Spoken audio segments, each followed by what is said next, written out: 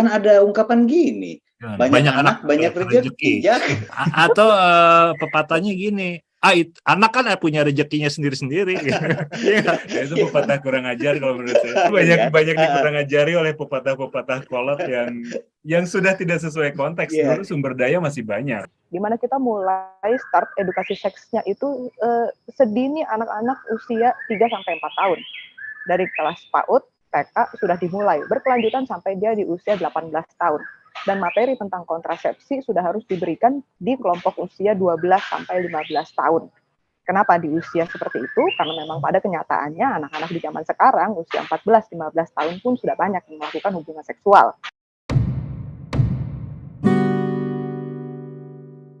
Oke, baik teman-teman, selamat ketemu kembali sama saya di sini. Kita sekarang pengen ngobrolin soal kontrasepsi, kemudian soal ya yang ada hubungannya sama itulah. Kebetulan gini, 16 September ya, kalau nggak salah 16 September lalu itu ada Hari Kontrasepsi Sedunia. Gitu. Oke, walaupun udah lewat, tapi tetap relevan kita obrolin di Indonesia karena apa? Karena sekarang tuh kan lagi rame tuh rancangan Kitab Undang-Undang Hukum Pidana, dan itu ada salah satunya soal menunjukkan alat kontrasepsi itu bisa dipidana, teman-teman. Gitu. Nah, untuk itu saya ditemani juga sama Tri Irwanda, udah pada kenal ya. Masih dikenalin dia mah. Kemudian juga ada seorang aktivis HAM, gitu, dan juga novelis kondang, ada Zaki Yamani. Halo. Gitu. Kemudian kita juga ditemani sama Sandra Suryadana ya. Ini dokter yang rada ajaib ini. Gitu. Nggak mau praktek loh, Sandra ini. Ajaibnya kenapa, Pak? Oh, nggak mau praktek ya? Nggak mau praktek. Kang Tri, ada mau disampaikan terlebih dulu? Iya sih, kalau ya kawan-kawan, kanal ini kan sebetulnya udah beberapa kali sih membahas tentang tentang kontrasepsi, atau kalau saya sih lebih nyaman ngomong kondom aja lah, Pak. Kondom ya? Karena lebih spesifik ya. Meskipun saya tahu alat kontrasepsi ada beragam macamnya gitu kan. Cuma kan yang seringkali jadi dilabeli sama orang itu pada persoalan kondom gitu. Pada soal-soal kondom yang seringkali jadi perhatian orang. Nah, bicara kondom itu saya ingat ada beberapa teman lah yang sering mampir juga ke RC, itu suka bikin semacam sosial eksperimen kan. Misalnya dia datang, kita tahulah di beberapa minimarket itu kan sebetulnya kondom dijual ya, ada kode deket kasir biasanya. Jaki hafal persis lah soal itu. Benar tuh Jak. Nah, itu ada beberapa kawan yang pernah bikin iseng-iseng misalnya sosial eksperimen itu, nyoba beli kondom, nggak berbisik-bisik, nggak apa. Giliran kita yang berani, ini yang unik ya buat saya sih. Giliran kita yang cuek-cuek aja misalnya, saya butuh kondom dua kotak misalnya atau apa. Kitanya sih nggak malu-malu, tapi kasirnya yang justru jadi malu-malu gitu kan. Ini ada apa gitu kan. Atau sebaliknya, bahkan di apotek, saya pernah nyoba, saya datang ke satu apotek, dan itu kan kondom dijual kan di sana kan. Nah, saya datang untuk beli kondom, itu beberapa konsumen di apotek yang lainnya ya, mungkin mereka mau beli obat atau menebus resep atau apa, itu jadi berbisik-bisik saat saya dengar saya misalnya mau beli kondom gitu kan. Ini ada apa dengan kondom kan gitu, ada persoalan apa sih gitu di benak kita. Dan ternyata ya kalau ditelusuri lebih jauh kan memang udah sering melekat lah, kondom tuh jadinya kayak apa ya, kayak seolah-olah tereduksi fungsinya, jadi buat alat zina atau apa kayak gitu kan. Nah, apalagi dengan RKUHP saya lihat ada apa ya namanya, memperkuat soal itu, memperkuat kesan, memperkuat stigma itu kalau menurut saya sih. Jadi kondom sewaktu misalnya dia dapat bahkan ada ancaman pidana atau kriminalisasinya terjadi, itu makin kuat lah di benak banyak orang barangkali bahwa iya ini benda terlarang, oh iya ini benda yang memang hanya digunakan untuk situasi tertentu atau bukan situasi tertentu, untuk perilaku jelek lah gitu. Gitu Pak. Itu sebagai pengantar aja, karena yang saya tahu padahal kita semua tahu kondom itu kan manfaatnya besar ya sebagai alat kesehatan gitu. Dan setahu saya lu pernah nulis soal kondom, kemudian juga Zaki juga nulis tentang kondom, mendalam soal itu. Kemudian kita juga lagi ada Kak Sandra nih, dokter yang ajaib tadi yang tidak berpraktek, pasti dong punya perspektif tentang itu. Kenapa sih kondom itu selalu harus dapat stigma, padahal kita semua tahu manfaatnya gitu loh Pak. Yes, oke. Ini pertanyaan yang mungkin nggak terjawab dalam satu episode ini kan sebetulnya, karena udah sejak lama kan sebetulnya stigma pada kondom ini melekat. Itu kalau dari saya sih. Mengawali obrolan ini. Mungkin dari segi medis dulu ya, Kang ya. Boleh. Dari segi medis, Dokter Sandra, gimana sih kontrasepsi ini kenapa menjadi penting gitu untuk dijadikan, ada loh yang namanya Hari Kontrasepsi Sedunia gitu. Sampai harus digaungkan sedunia gitu ya. Sampai digaungkan sedunia. Ada apa sih? Iya. Aku setuju banget tuh tadi sama yang disampaikan sama Kak Tri terkait kondom ya. Mungkin saya rasa tabu dan stigmanya itu lebih besar lagi daripada cuma sekedar kondom aja. Memang segala sesuatu yang terkait dengan seks dan aktivitas seksual itu di kita masih tabu banget gitu. Kalau tadi Kak Tri nyontohinnya kondom, sebenarnya kalau dari sisi saya nih, kalau sebagai perempuan ini ya, untuk mengakses kontrasepsi itu juga susah-susah gampang. Apalagi kalau misalkan perempuan belum menikah. Ya, yang wajahnya terlihat muda gitu ya, kalau datang ke apotik terus mau beli pil KB gitu misalnya, itu masih banyak sekali apotik yang minta bukti KTP-nya apakah sudah menikah atau belum begitu. Jadi memang ini masih sangat problematik. Seperti yang Kak Tri bilang, kalau kondom itu kan fungsinya bukan malah jadi tereduksi menjadi alat zina gitu. Padahal fungsinya bukan hanya sebagai pencegah kehamilan, tapi juga pencegah tertularnya IMS. Dan juga sama dengan kontrasepsi yang lainnya seperti pil KB gitu ya. Itu juga bukan hanya fungsinya untuk ini aja, untuk mencegah kehamilan aja, tetapi juga ada fungsi-fungsi yang lainnya yang sah-sah aja kalau misalkan diresepkan oleh dokter ke perempuan yang tidak menikah, misalnya untuk mengurangi pendarahan. Kalau haidnya darahnya terlalu banyak, itu bisa juga digunakan untuk mengatur jadwal dan kuantitas dari haidnya gitu. Jadi ya kenapa ini sampai masih sampai perlu kita menjadikan satu hari khusus, Hari Kontrasepsi Sedunia, ya karena kan memang masih sangat problem.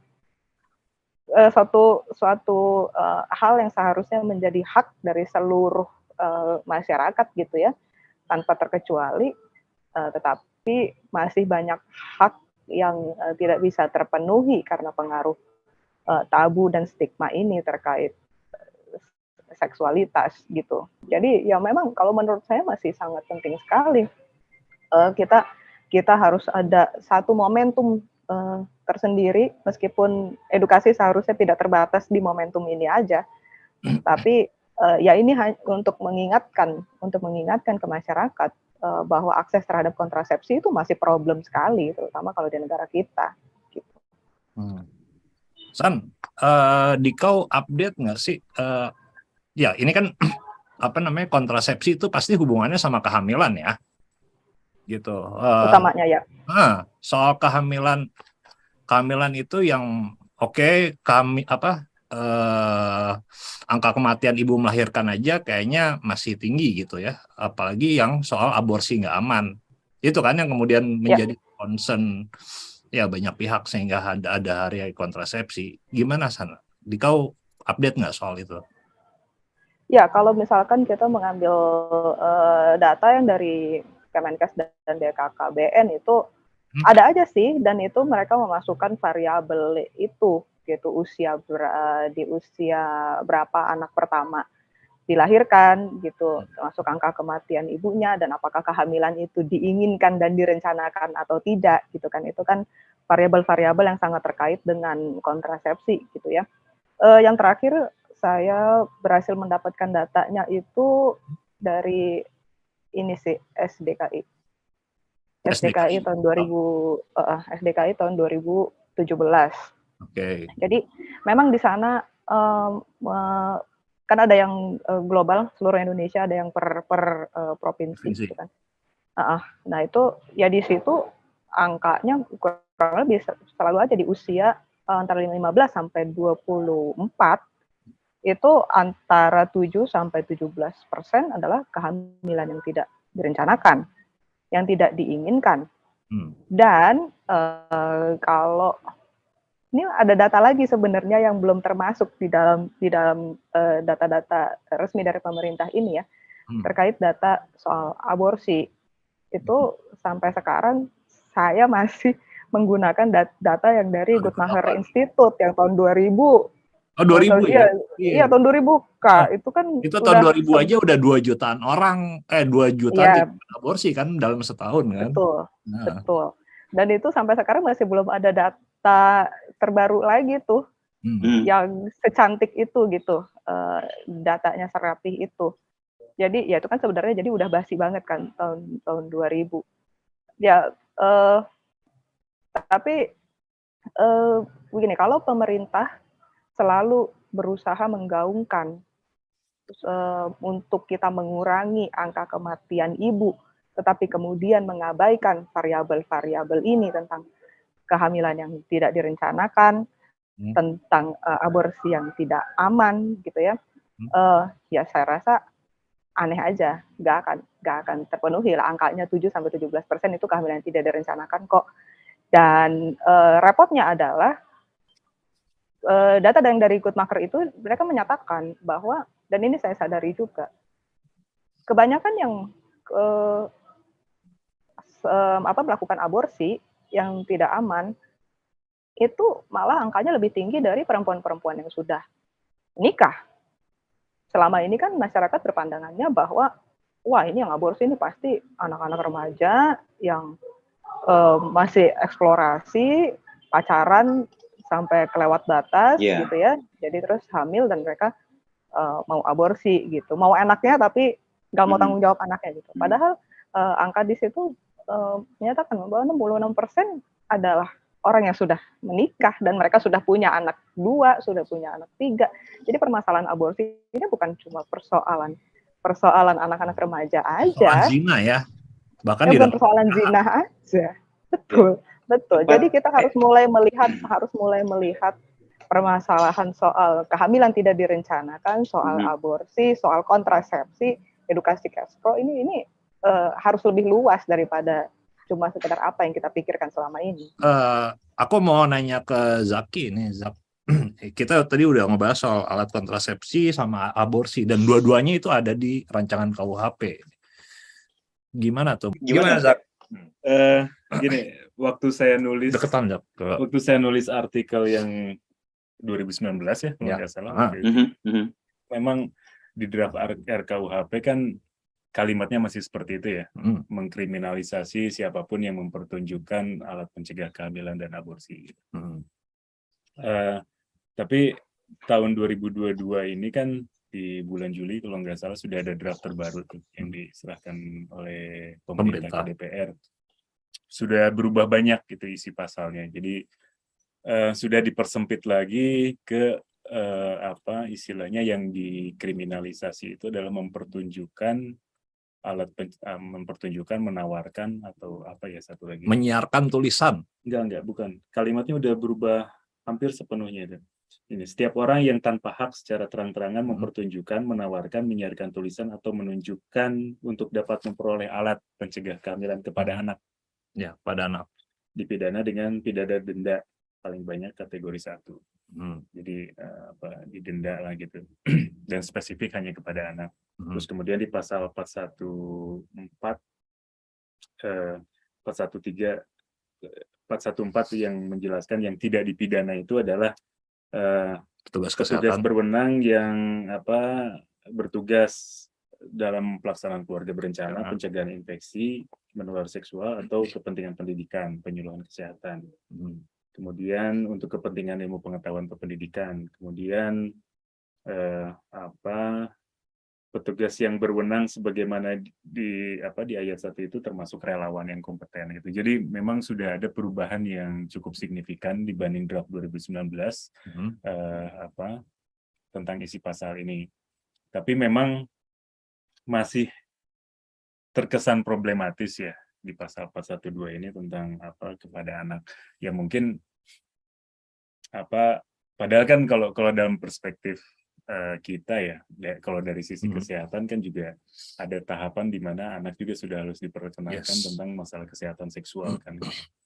Dan ini juga pasti akan berkaitan dengan masalah pencegahan kehamilan yang tidak diinginkan tadi gitu kan. Ini yang saya pikir masih akan jadi problematik. Tapi kalau kita bicara apple to apple antara 2019 dan 2022 kan perubahan pasalnya udah cukup signifikan, dan ya kita bisa mengapresiasi itulah gitu. Karena di 2019 kan tadinya yang kategori relawan ini juga terancam dikriminalisasi kan, karena dianggap tidak berwenang tadi. Tapi kemudian di pasal 414 di draft yang sekarang itu sudah dianggap bahwa relawan yang kompeten itu termasuk sebagai pihak yang berwenang untuk atau yang berhak untuk memberikan penjelasan atau termasuk menyiarkan tulisan itu tadi. Kayak gitu. Jadi sudah lebih baik. Cuman ya itu di problematiknya masalah di pasal 412-nya itu gitu. Mempertunjukkan kepada anak itu batasannya seperti apa, ya tentu akan mengacu pada batasan anak menurut undang-undang juga kan, ya yang kan 18 tahun gitu kan. Di sini juga ada yang dirujukan ke pasal 28 tentang perkembangan kependudukan dan pembangunan yang melarang mempertunjukkan alat pencegah kehamilan kepada umum. Ternyata masih ada tuh. Itu? Nah, jadi gini, Zak, kan lu tuh nulis di judulnya ya, negara paranoid lah sama yang namanya kontrasepsi. Nah, sekarang pun masih sama dong paranoidnya. Iya, semangatnya masih terasa lah paranoidnya itu gitu. Walaupun ini saya pikir juga sudah perubahan pasal ini juga pasti hasil kerja kawan-kawan ya di berbagai terutama di sektor kesehatan gitu, untuk bisa memoderasi pasalnya gitu agar tidak terlalu konservatif. Tapi terlihat kan tawar-menawarnya gitu. Sampai akhirnya dirumuskan seperti itu gitu, bahwa mempertunjukkan kepada anak bisa dipidana, walaupun pidana juga hanya denda gitu, tidak sampai kurungan gitu ya. Ya itu akan jadi problematik ketika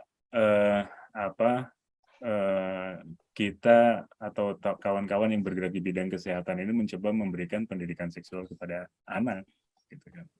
Karena pada akhirnya akan terbentur oleh pasal ini. Jadi akan sangat banyak batasan ketika kita menjelaskan masalah kesehatan seksual kepada anak. Dan itu juga saya pikir harus jadi pemikiran kawan-kawan ya yang bergerak di isu-isu kesehatan gitu, tentang bagaimana menyikapi pasal ini dan bagaimana nanti implementasinya ketika kita melakukan kerja-kerja edukasi di lapangan ketika undang-undang ini disahkan. Karena kan kemungkinan udah nggak banyak lagi nih yang ngotak-ngatik pasal ini, karena sudah hasil istilahnya negosiasi gitu, sudah hasil negosiasi, dan kemungkinannya sudah dikunci nih pasal ini udah nggak akan diotak-atik. Dan ya memang masih kerja berat karena kemungkinan kan antara November atau Desember ini akan disahkan. Sementara waktu kita sekarang sudah ada Oktober untuk bisa mengajukan daftar inventarisasi masalah kepada DPR aja masih ya jadi tantangan ya. Belum kita mencoba mendapatkan jatah untuk rapat dengar pendapat umum gitu dengan DPR untuk bisa menjelaskan kenapa daftar inventarisasi masalahnya seperti itu gitu. Untuk bisa mempengaruhi apakah pasal-pasal itu masih bisa diubah atau tidak juga masih agak berat. Tapi ya balik lagi ke masalah ini ya, pasal 412 sampai 414 ini terkait kontrasepsi. menyiarkan alat pencegah kehamilan, nilai-nilai konservatismenya masih kuat, Kental. masih kental di sana. Tapi ya setidaknya kita agak lebih leluasa lah dibanding dengan draft yang 2019, dibanding draft 3 tahun lalu gitu. Dan saya pikir ya kita harus apresiasi juga kerja-kerja kawan-kawan yang sudah mencoba melobi untuk melenturkan pasar ini agar tidak terlalu mengkriminalisasi kerja-kerja terkait pendidikan kesehatan ke depannya gitu. Oke, sip. Nah, justru yang menarik kan tadi poin tadi yang dari kata Kak Sandra maupun Om Zak ini yang soal kalaupun ada perubahan, terutama pada soal bagaimana anak-anak yang menjadi yang kita semua pasti paham lah. Itu semua kan untuk melindungi anak, pasti itu tujuannya semula. Mungkin, tapi tanpa sadar ada kan kebutuhan-kebutuhan yang tadi, kebutuhan pendidikan kesehatan reproduksi misalnya yang akan terganjal dengan persoalan itu. Rasanya sih masa sih bicara tentang kesehatan reproduksi tapi tidak menyentuh persoalan misalnya alat perlindungan kan gitu ya. Proteksi misalnya ya, dalam hal ini ada jenisnya macam-macam misalnya. Jadi ya betul buat saya sih ini masih banyak hal yang perlu diperhatikan oleh teman-teman meskipun ya di koalisi ya yang mengawal isu ini termasuk Rumah Cemara barangkali. Nah, terutama dalam soal-soal saya nggak tahu nantinya apakah kalau betul misalnya relawan atau pendamping atau katakan aja teman-teman di LSM bisa dengan leluasa misalnya mempertunjukkan dalam sebuah penyuluhan atau apa. Kalau dulu kan isunya begini, nantinya jangan-jangan akan muncul sertifikasi gitu, semacam sertifikasi. Ya kan, jadi kan nanti kalau nggak salah, saya lupa deh pasal detailnya itu waktu itu, yang dikhawatirkan kan nanti dia harus dapat izin dari lembaga yang berwenang ya, taruhlah misalnya dari pejabat yang berwenang itu misalnya Dinas Kesehatan. Dinas Kesehatan kemudian mengeluarkan semacam surat, barangkali kan gitu, si A, si B, si C itu diperbolehkan misalnya menunjukkan alat kontrasepsi untuk penyuluhan atau apa. Nah, bukankah kadang-kadang kan lu sendiri Pat yang pernah bilang only the paranoid will survive kan? Iya. Tapi kan bukan paranoid soal kontrasepsi. Datanya aja tadi gara-gara nggak pakai kontrasepsi. Bukan poin saya bukan itu. Poin saya misalnya kalau itu semua dianggap sudah selesai, maksudnya udah memberikan jalan keluar, kan selalu ada kemungkinan nanti apakah mungkin terjadi suap menyuap misalnya gini loh untuk mendapatkan surat tadi. Gue sih rada paranoid dengan persoalan sertifikasi kayak gitu tuh sering ada upaya-upaya langkah-langkah yang ya biar LSM saya bisa bekerja dengan gitu loh maksud saya. Dan memang itu kan selalu membuka peluang itu. Isi tentang izin itu sebenarnya masih ada tuh di pasal 414 ayat 3 ya. Petugas yang berwenang sebagaimana dimaksud ayat 1 termasuk relawan yang kompeten yang ditugaskan oleh pejabat. Iya.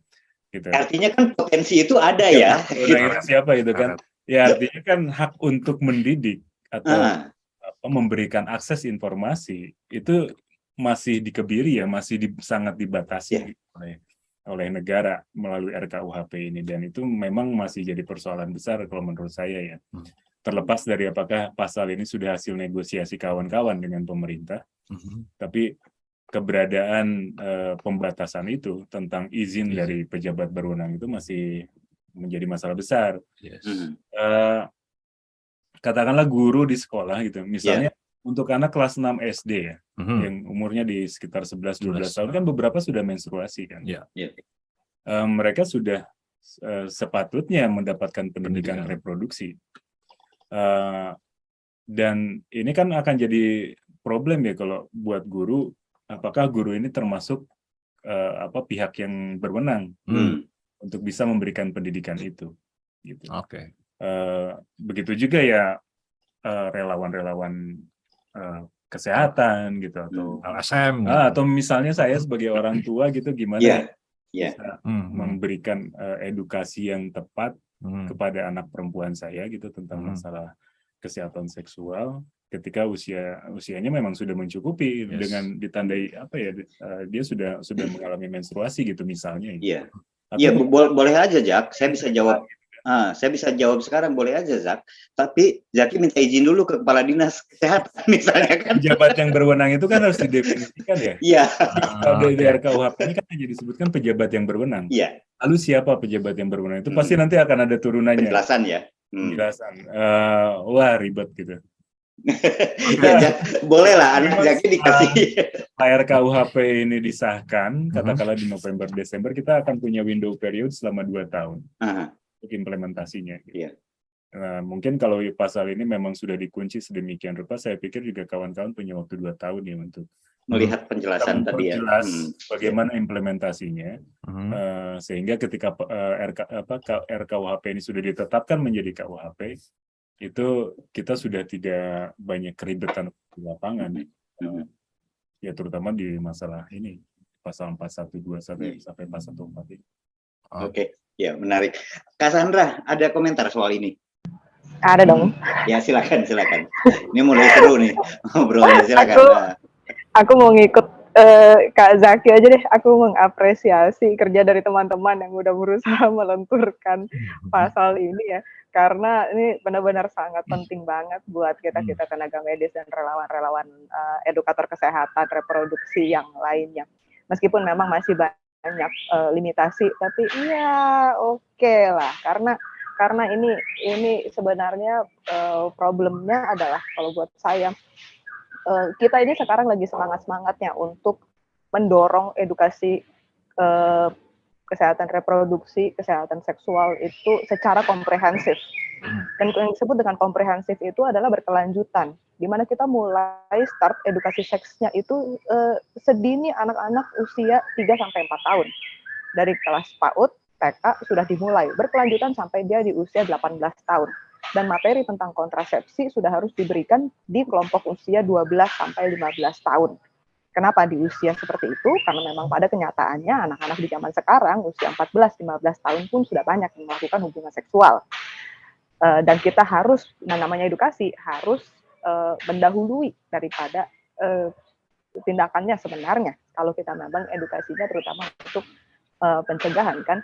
Ya kalau misalkan pun kita menghitung anak-anak mulai umur 17-18 deh berhubungan seksual, ya memang di usia 12-15 kita sudah harus bisa memberikan edukasi tentang kontrasepsi ini. Kalau enggak ya sudah terlambat kalau kita baru mau memberikannya ketika anak-anak itu sudah mulai aktif berhubungan seksual begitu. Jadi dengan pasal yang ada di RKUHP ini sebenarnya sangat sulit karena kita pun tidak bisa menyebut itu edukasi yang komprehensif kalau bentukan barangnya aja kita nggak kasih tunjuk ke anak-anak. Terus anak-anak hanya mendapatkan ilmu teori yang ngawang-ngawang, yang nggak tahu apa, hanya ya udah bebaskan kepada imajinasi mereka, itu kan malah jadi jauh lebih berbahaya gitu. Jadi sebenarnya limitasi ini membuat kita sulit sekali untuk mencapai tujuan kita kalau kita mau memberikan edukasi seks yang komprehensif gitu. Dan kalau tadi terkait sertifikasi, wah sangat mungkin, itu sangat mungkin banget ya, namanya negara kita ini ada aja kalau mau cari celahnya untuk ini.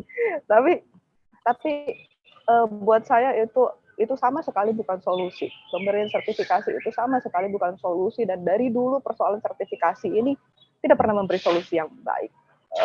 Soal izin profesi aja sebut aja, saya nggak mau nyebut nama ininya lah profesinya. Tetapi iya nanti saya kena somasi. Tapi ya tahu sendiri ada banyak sekali pihak-pihak masyarakat yang mengaku bisa menyembuhkan, membuat terapi untuk kondisi-kondisi medis yang seharusnya ditangani secara medis.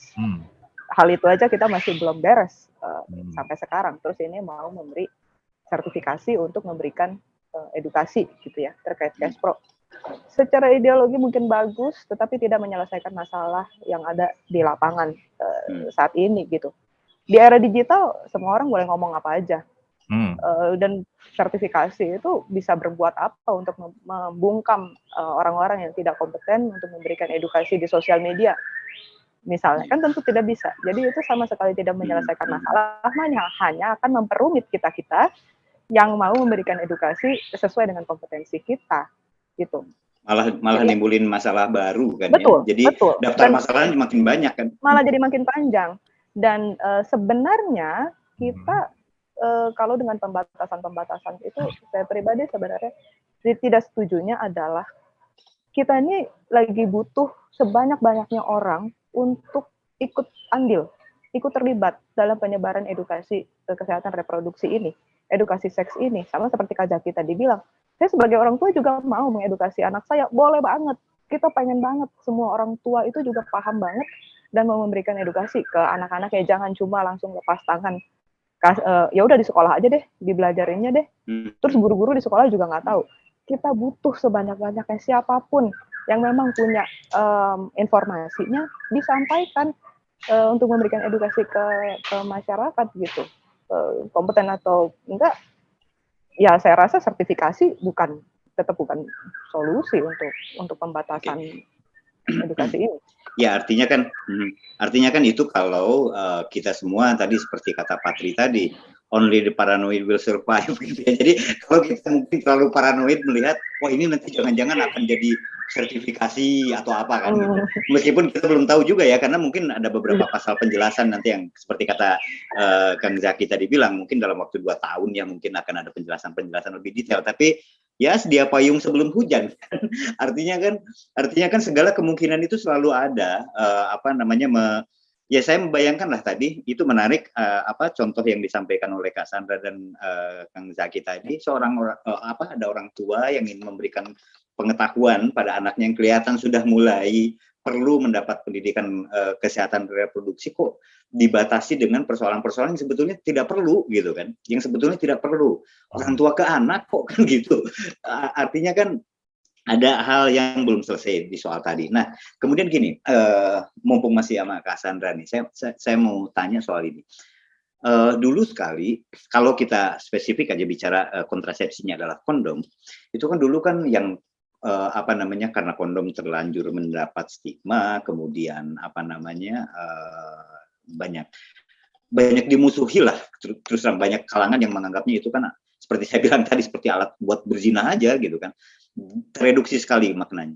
Nah, Kak Sandra, apakah dulu itu sering terdengar gini, kondom itu kan tidak efektif juga untuk mengurangi risiko infeksi menular seksual misalnya, atau bahkan HIV misalnya, karena lubang porinya itu kan yang dulu sering terdengar kan, ada lubang di pori-porinya itu lebih besar daripada misalnya, saya nggak tahu ukurannya, sel atau apa. Nah, dulu tuh saya ingat ya tahun 90-an akhir, 90-an akhir itu bergaung kuat sekali itu, yang kontra kondom soal itu. Jadi, apakah hari ini sudah ada wacana baru soal itu? Artinya gini, apakah itu masih dilihat sebagai masalah? Kan dulu kan terdengarnya gitu, itu nggak efektif juga, jadi kenapa harus mengampanyekan kondom misalnya? Ya, di kalangan medis sendiri gimana sih, San, soal promosi kontrasepsi ini? Terutama kondom ya, karena kan gini, kebanyakan itu yang oleh tenaga medis yang disarankan menggunakan kontrasepsi adalah perempuan gitu, bukan laki-laki, yang adalah kontrasepsi laki-laki adalah kondom gitu. Di kalangan medis sendiri gimana sih? Kebetulan Sandra ini punya komplotan, Kang, namanya Dokter Tanpa Stigma, sama ya, sama kanalnya. Oh, gerombolan juga ya itu ya? Gerombolan. Oke. Kalau tadi terkait yang Katri tanyain, mitos-mitos soal kondom itu saat ini sudah tidak terdengar lagi memang. Jadi kondom itu memang sudah rasanya edukasinya mungkin saya rasa sudah cukup lumayan ya, berhasil. Sudah sangat banyak yang paham bahwa kondom itu sangat bisa untuk mencegah penularan IMS termasuk HIV gitu. Tetapi memang tidak 100% tentu saja. Jadi masih ada sisa 2-3% tetap masih, tapi toh jauh lebih baik. Yeah. Itu kan ya 2-3% dibanding 97%, 98%. Iya, kamu bisa terlindungi dengan kondom, tentu saja ya pilihlah yang angka yang lebih besarnya itu untuk melindungi kamu gitu kan. Ya, tapi terkait soal bagaimana medis melihat kondom dan kontrasepsi secara keseluruhan gitu, ini memang masih sangat problematik dan masih sangat bias sebenarnya menurut saya. Karena kita seharusnya tahu sebagai tenaga medis bahwa penggunaan kontrasepsi di laki-laki itu sebenarnya masih sangat-sangat rendah sekali dibandingkan dengan penggunaan kontrasepsi pada perempuan. Data di tahun 2017 atau 2018 itu dari BKKBN mengatakan hanya 6% 6%. andil dari laki-laki dalam penggunaan kontrasepsi. Sisanya adalah perempuan. Dan memang salah satu penyebab dari munculnya statistik ini ya adalah pemberian kontrasepsi dari tenaga medis yang memang banyak menganjurkan hanya kepada si perempuan aja gitu. Tetapi kemudian masalah lebih besarnya adalah bahkan ketika pemerintah atau dari manalah gitu yang berusaha untuk meningkatkan andil kontribusi dari laki-laki untuk penggunaan kondom ini dengan cara misalnya pembagian kondom gratis gitu ya, itu kemudian mendapat backlash juga dari seluruh masyarakat gitu kan. Jadi berat juga kondisi dasarnya dari tenaga medisnya juga masih bias ketika kita berusaha membalik situasi penuh bias ini, kita mau menyeimbangkan laki-laki dengan perempuan dengan cara-cara yang cukup murah sebenarnya, sangat murah kan. Kita mau memberikan kondom itu termasuk kontrasepsi yang harganya paling murah sebetulnya. Tetapi kemudian ini dapat backlash lagi. Jadi saya dan gerombolan saya tentu merasa kesulitan nih, kita jadi gimana dong? Kita harus berbuat seperti apa dong? Mau mengedukasi tenaga medisnya, misalnya ya memang ketersediaan kontrasepsi yang gratis di puskesmas itu kontrasepsi untuk perempuan. Oh iya. Kondom, iya. Kondom itu jarang disediakan di puskesmas secara gratis dan yang tapi murah selalu dong. ada terus. Tapi murah kan, maksudnya kondom bisa di market gitu ya. Iya, betul. Tetapi kalau kita mau menyamaratakan misalnya gratis gitu ya, sama semua kontrasepsinya di puskesmas itu tidak selalu ada. Berbeda dengan KB suntik, KB pil yang hampir selalu ada gitu. Jadi memang iya, jadi kalau untuk perempuan yang sudah menikah, akses KB memang jauh lebih mudah. Jauh lebih murah karena gratis. Ditanggung pemerintah ketimbang yang laki-laki karena masih harus memberi kondom semurah apapun itu. Tetapi yang tidak mendapatkan adalah perempuan-perempuan yang belum menikah. Di situ juga problem. Gitu. Nah, San, Dikau bisa jelasin nggak ke teman-teman dari sekian banyak alat kontrasepsi, setahu saya itu yang paling minim efek sampingnya adalah kondom, gitu. Benar nggak? Atau ya gimana? Tolong dijelaskan. Ya betul. Yang paling minim efek sampingnya, yang efektivitasnya termasuk yang paling tinggi, yang ada manfaat tambahannya, yaitu mencegah penularan IMS, yang harganya juga paling murah, penggunaannya paling mudah, itu kondom. Memang betul. Yang lain-lainnya itu pasti ada efek sampingnya di pengguna, pemakaiannya mungkin agak rumit atau ada memberikan efek sakit gitu ya. Terus efektivitasnya kadang tidak sebaik kondom juga. Ya, dan nggak bisa cegah penyakit. Dan tidak bisa juga betul. Kan? Betul. Kondom. Itu dia. Iya, tapi ya ya ironinya justru kondom lah yang mendapat stigma tadi kan gitu ya. Jadi padahal itu dilihat dari efektivitas kan kalau kata Kak Sandra tadi. Jadi sebenarnya sampai saat ini tuh kadang orang-orang bertanya-tanya, kok kontrasepsi buat laki-laki memang cuma dikit kok jenisnya, cuma kondom doang, terus satunya lagi langsung vasektomi gitu. Nggak ada pilihan banyak seperti perempuan. Padahal sebenarnya penelitian itu sudah sampai situ. Memang sudah dikembangkan pil KB untuk laki-laki dan suntik KB untuk laki-laki. Itu sudah banyak diteliti dan sebenarnya sudah di level yang bisa dipasarkan ke publik. Tetapi kemudian tidak ada perusahaan yang mau membeli hasil penelitian ini nih Ini kalau dari yang saya baca ya. Hmm. Kalau nanti Kazaki ada referensi lain, mungkin bisa ditambahkan. Tidak ada perusahaan yang membeli ini karena ketika mereka melakukan survei pasar, memang nggak akan laku di masyarakat karena tidak banyak. Mayoritas laki-laki tidak mau menggunakan pil KB, tidak mau menggunakan suntik KB yang akan mempengaruhi kerja hormonal mereka gitu. Mereka khawatir bahwa kandungan-kandungan hormonal yang ada di pil KB dan suntik KB itu akan mempengaruhi maskulinitas mereka, kegiatan mereka sehari-hari gitu. Mereka khawatir mungkin payudaranya jadi membesar, mereka jadi agak lebih kumisnya tumbuh gitu ya, lebih jadi feminim gitu ya, tidak agresif dan tidak semaskulin tanpa ada hormon-hormon seperti itu gitu. Itu yang saya dapatkan, dan saya rasa ini juga problem, dan saya pribadi belum tahu ini solusinya harus kemana. Mungkin Kazaki. Coba Kazaki, silakan.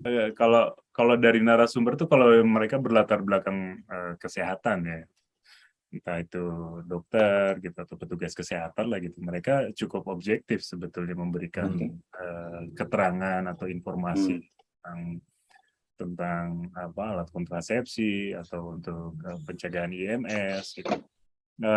Tapi kalau yang berkaitan, kan ini kalau kita bicara tentang sebuah program, itu kan pasti ada berkaitan dengan pembuat kebijakan kan. Ya. Pembuat kebijakan itu tidak selalu berlatar belakang pendidikan kesehatan. Mereka kan lebih banyak berada di dalam posisi itu karena faktor politis kan. Nah itu yang seringkali memberikan statement-statement yang tidak jelas. Kebanyakan taunya yang ini dosa, yang ini nggak dosa gitu aja kan. Bahkan anggota DPR tuh gitu kebanyakan. Jangankan ini ya, kita mantan wali kota kita aja yang sekarang jadi gubernur kan pernah menggerebek lokalisasi dan merampas kondom sebagai barang bukti. Itu kan aduh gitu maksudnya. Gimana ya gitu. Orang sepopuler itu memberikan edukasi yang tidak betul gitu ya, memberikan contoh yang tidak betul tentang alat kesehatan gitu sebetulnya. Nah, itu sebenarnya bisa jadi potret ya. Maksudnya bagaimana sebagian besar pembuat kebijakan di Indonesia itu masih memang ya dalam tanda petik munafik kalau menurut saya, karena ya mereka tidak mau mengedepankan masalah kesehatannya dan selalu bicara tentang moral gitu, tapi di satu sisi juga kita bisa lihat sendiri moralitas mereka juga seperti apa gitu. Ini benar-benar saya pikir Indonesia udah dalam tahap yang cukup darurat ya. Bicara tentang itu ya, bagaimana moralitas dijual untuk kepentingan politik, untuk kepentingan pribadi gitu, sampai mengesampingkan hal-hal yang bersifat ilmu pengetahuan gitu. Kemarin saya baru lihat ini intermezzo dikit, tingkat IQ di negara-negara di ASEAN, Indonesia dan Timor Leste itu paling bawah. Di ASEAN ya. Dan itu kan banyak orang mentweetkan itu atau amplifikasinya jadi ramai ya. Viralkan itu kan. Ada yang komen, loh kok India nggak ada? Itu udah bukti kan berarti. Tanpa harus survei lanjutan. Oke. Nah, padahal skornya ada juga di situ. Gitu. Ada. Ya inilah, jadi maksudnya gini. Jadi saya sendiri sering terheran-heran ya, bagaimana kita bisa dalam kondisi seperti ini. Bagaimana informasi-informasi yang berbasis ilmu pengetahuan begitu direndahkan, dikesampingkan, dan kita mengkonsumsi informasi-informasi yang tidak jelas asal-usulnya. Gitu. Berbagai influencer, berbagai orang gitu yang punya followers banyak bisa seenak-enaknya aja kan memberikan informasi yang referensinya apa nih gitu. Tapi kan orang awam di sana yang dalam kategori tadi ya. Iya, iya. Iya. Sebagai mayoritas yang ber-IQ rendah menurut survei itu kan bisa tanpa Dan celakanya orang-orang itu ada di gedung pembuat iya, kebijakan. mereka gitu. kan termasuk di dalam mayoritas Nah. itu ya. Yang tanpa kritis mengkonsumsi hal-hal yang tidak bisa dipertanggungjawabkan tadi gitu. Ya ini memang jadi PR bersama, dan RKUHP ini itu kan sebetulnya juga membatasi itu ya, semakin mempertegas situasi intelektualitas kita, katakanlah di bidang kesehatan. Karena semua orang jadi terbatas akses informasinya dan tidak bisa memberikan informasi yang benar dengan leluasa, gitu kan. Padahal yang kita butuhkan saat ini adalah bagaimana publik itu mendapatkan akses informasi yang tepat dan cukup gitu. Kalau negara masih membatasi dengan pasal-pasal sepertinya dengan semangat konservatismenya, ya kita akan terus berkutat di persoalan yang sama gitu, masalah kesehatan seksual yang juga aborsi tidak tetap banyak gitu ya. Aborsi tidak aman tetap banyak gitu kan. Mitos-mitos terus bergentayangan gitu. Dan populasi kita juga semakin tidak terkontrol kan. Saya malah semakin sering ya sekarang kalau mengobservasi gitu, entah itu dalam perjalanan ke luar kota atau bahkan di dalam kota Bandung sendiri, pasangan-pasangan muda gitu, yang sudah menggendong beberapa anak gitu kan. Saya aja beranak satu rasanya berpikir-pikir ya masalah ekonomi, masalah pendidikan anak ini ke depan sebenarnya, tapi aduh gitu kan, dengan ya maaf gitu kan, terlihatnya latar belakang pendidikannya juga belum memadai gitu, terus bagaimana masalah penghasilan mereka, sudah memiliki anak beberapa gitu kan, ini akan jadi bom waktu buat kita ke depan. Masalah populasi ini kan berkaitan dengan banyak hal ya, akses terhadap ekonomi, akses terhadap lingkungan, gitu, akses terhadap pendidikan, terhadap kesehatan. Gitu. Ketika populasi kita semakin tidak terkontrol dengan alasan moral tadi, ya kita semua yang akan menunggu akibatnya. Jaki ini enggak, waduh, Pat, ini episode ini akan jadi kontroversial. Kan ada ungkapan gini, banyak anak banyak rezeki. Bonus demografi.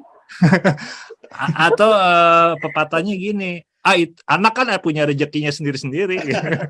Itu pepatah kurang ajar kalau menurut saya. Nah itu dia, Pat. Saya itu banyak dikurang ajari oleh pepatah-pepatah kolot yang sudah tidak sesuai konteks. Dulu sumber daya masih banyak, gitu. Ya itu memang masih berat kalau menurut saya, karena kita memiliki level konservatisme yang sangat tinggi gitu kan negara ini, di mana nilai-nilai moral lama yang sudah tidak kontekstual lagi gitu, itu masih dipaksakan untuk diajarkan kepada generasi zaman sekarang. Padahal zaman sudah berubah banyak gitu. Ya jangankan nilai-nilai moral dari 1.500-2.000 tahun lalu gitu kan, nilai-nilai moral dari tahun 45 ke tahun 2000 saja sudah sering berubah banyak harusnya. Banyak gitu. Artinya kan ini butuh kerja-kerja intelektual untuk bisa nilai-nilai itu banyak yang bagus gitu, tapi bagaimana kita bisa menempatkannya dengan layak di zaman yang sudah berubah seperti ini gitu. Ya katakanlah dalam masalah aktivitas seksual di remaja gitu kan. Nilai moral menjadi sebuah basis gitu untuk mendidik, jangan dulu melakukan aktivitas seksual sebelum menemukan pasangan yang memang akan berkomitmen lama gitu. Tapi kan secara fakta mereka sudah melakukan aktivitas seksual itu gitu. Dan kita kan punya kewajiban juga melindungi generasi ini dari berbagai implikasinya kan, dari kehamilan yang tidak diinginkan, dari IMS gitu. Dan demi generasi muda yang lebih sehat inilah gitu, kita punya kewajiban melakukan edukasi dengan akses informasi yang harus dibuka seluas-luasnya gitu. Tapi kan sekali lagi benturannya ada di generasi lama kan, dan di generasi baru yang menganut nilai-nilai lama gitu. Nah, bagaimana kita bisa memenangkan pertarungan ini dengan baik, dengan ya tentu bukan dengan memaksakan nilai-nilai ya, tapi itu tadi memberikan akses informasi seluas-luasnya. Dan saya pikir dengan RKUHP yang semacam seperti ini, kerja kawan-kawan ke depan yang di isu kesehatan akan berat karena akhirnya kan kita jadi butuh keberanian lebih kan. Untuk kita berhadapan dengan RKUHP gitu. Dan saran lu apa, Zak? Selalu bersama-sama sih. Jangan jalan sendiri-sendiri. Selalu bersama-sama. Jadi ketika ada orang-orang yang menggunakan KUHP, pasal-pasal di KUHP ini untuk menjerat kawan-kawan juga bisa melakukan advokasi bersama-sama. Juga bisa memberikan argumentasi yang kuat bahwa ini memang untuk kesehatan kita bersama, untuk anak-anak kita juga gitu, untuk adik-adik kita juga gitu. Bukan untuk membuat mereka maksudnya hidup itu kan pilihan ya. Maksudnya kita kan tidak bisa membatasi pilihan-pilihan hidup mereka karena mereka punya hak untuk menentukan pilihan hidupnya sendiri, tapi kita bisa melindungi mereka dengan pengetahuan kan. Maksud saya generasi muda ini ya, mereka mau melakukan eksplorasi seksualitas mereka, itu hak mereka. Kewajiban kita adalah memberikan informasi yang memadai agar mereka selamat gitu. Agar mereka dalam eksplorasinya itu, dalam masa-masa mereka melakukan banyak sekali percobaan gitu dalam hidup mereka, kita menyediakan akses keselamatan yang cukup gitu. Itu yang tapi masalahnya juga gini,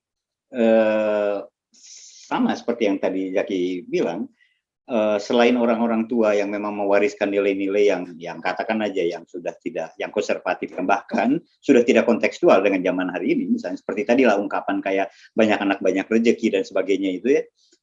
Nah, tapi juga tidak sedikit kan anak-anak muda yang justru memiliki nilai-nilai lama juga, justru itu kalau saya mereka banyak duduk di DPR. Nah, itu dia.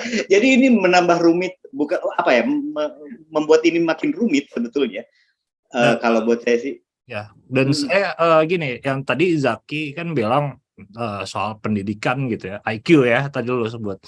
Ya nggak usah masyarakat awam gitu, dokter aja gitu yang kita anggap sangat berpendidikan itu pun masih begitu ya, benar ya Sandra ya?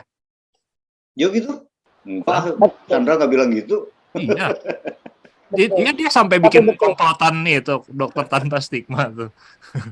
Iya, kalau semua dokter udah siami semua, nggak saya bikin. Iya, Sandra ada ini nggak, ada saran buat ya teman-teman nih, terutama untuk yang RKUHP ya. Gimana, San? Untuk RKUHP yang soal promosi kontrasepsi ini? Ya saya berharapnya bisa jauh lebih luas dan lebih terbuka lagi lah, maksudnya kita dipertimbangkan lagi tentang kepentingan besarnya dari kita menunjukkan, menyiarkan memberikan edukasi dan informasi terkait kontrasepsi ini gitu lah, tentunya jangan cuma dari pandangan-pandangan yang paranoid itu tadi, terus pikiran yang sempit bahwa ini akan melanggengkan zina, seks di luar pernikahan, dan segala macam seperti itu. Aku udah setuju banget sama tadi yang Kak Zaki bilang. Tapi nggak tahu Kak, ini kayaknya kata-kata kita ini udah fix ya, udah nggak banyak yang bisa berubah lagi ya. Masih bisa kalau ada yang mau mengajukan masukan. Ya makanya kita bikin acara ini, ngobrol sama Sandra sama Zaki, karena memang masih ada ruang kok buat untuk revisi lagi KUHP. Semoga. Ya kita masih punya ruang sampai November lah kurang lebih gitu. Kalau misalnya teman-teman di kesehatan masih menganggap 3 pasal ini bermasalah, dari pasal 12 sampai 41 ini, saya pikir akan sangat baik ya mengajukan pandangannya gitu, atau masukannya bagaimana formulasi pasal ini agar bisa lebih baik lagi gitu. Tapi waktu kita memang sangat sempit ya, tinggal 2 bulan lagi kurang lebih gitu.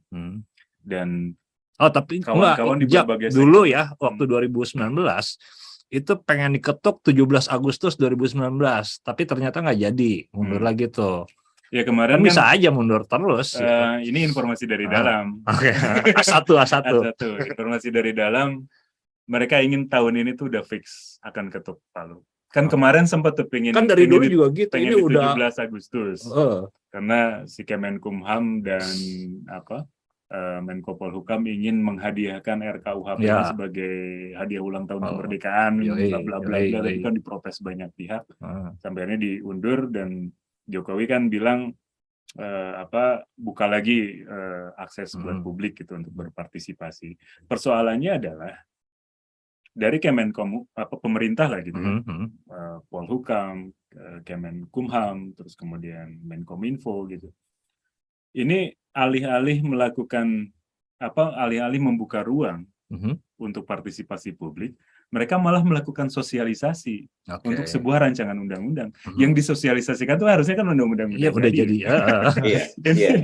Sebuah usulan, sebuah draft itu disosialisasikan tanpa membuka partisipasi yang bermakna. Itu kan yang diprotes oleh banyak masyarakat sipil kan. Ya, termasuk padahal kan untuk membuka ruang partisipasi itu sebenarnya cukup sederhana.